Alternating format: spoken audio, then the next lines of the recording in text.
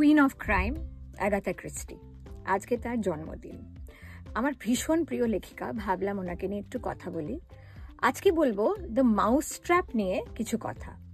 The mouse trap এই নাটকটি পৃথিবীর সব থেকে বেশি দিন চলা একটা নাটক, the longest running play in the world. এটা গিনেস বুকেতেও রেকর্ড আছে।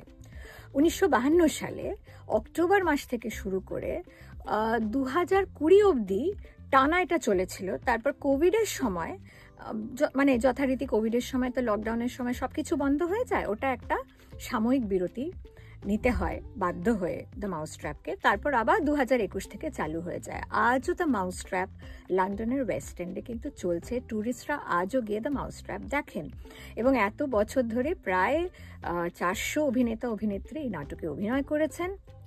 30,000-এরও ওপর বেশি শো হয়েছে দ্য মাউস ট্র্যাপের। এটা একটা মার্ডার মিস্ট্রি।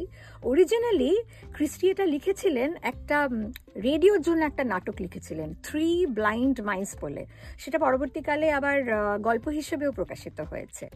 দ্য মাউস ট্র্যাপের সঙ্গে বাঙালিদের আরেকটা কানেকশন হচ্ছে, লেখক পরিচালক প্রেমেন্দ্র মিত্র এটা নিয়ে একটা চিত্রনাট্য লেখেন এই গল্পটি অবলম্বনে, এবং সেখান থেকে একটা ছবি তৈরি হয় 1960 সালে। ছবিটির নাম হচ্ছে চুপি চুপি আসে, এবং ছবি বিশ্বাস, তরুণ কুমার, জহর গাঙ্গুলি এরা অভিনয় করেছিলেন। বাঙালিরা কিন্তু অ্যাগাথা ক্রিস্টিকে অনেক বছর ধরেই ফলো করছেন। আজ তার জন্মদিন। আমাদের সানডে সাসপেন্সের প্লে লিস্টে অ্যাগাথা ক্রিস্টির গল্প কিন্তু শুনতে ভুলবেন না।